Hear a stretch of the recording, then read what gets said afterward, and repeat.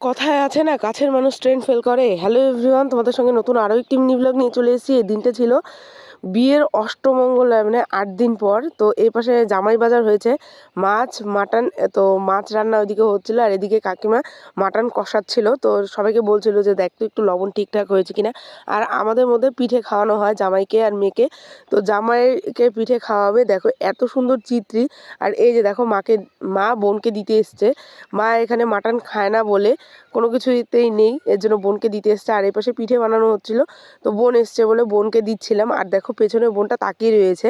ও কিন্তু বাড়ির, ও নিজে নিয়ে খেতে পারে, কিন্তু না, ও লজ্জা চোটে খেতেই পারছে না। তারপরে আমি কি জিজ্ঞাসা করলাম যে পিঠে খাবে, তো তারপরে দেখো লজ্জার চোটে একটু হেসে ফেলেছিল, তারপরে মাথা দিয়ে বললো যে হ্যাঁ খাবো। তো তারপরে এনে দিলাম। যদি আমার ভিডিও ভালো লাগে থাকে প্লিজ লাইক কমেন্ট শেয়ার এবং সাবস্ক্রাইব করতে ভুলো না। দেখা হচ্ছে অন্য কোনো ভিডিওতে। আর হ্যাঁ, এই যে দেখো ভাগনা, মানে ওই বাড়ির দিদিরই ছেলে মুখ চুখ গোমরা করে রয়েছে।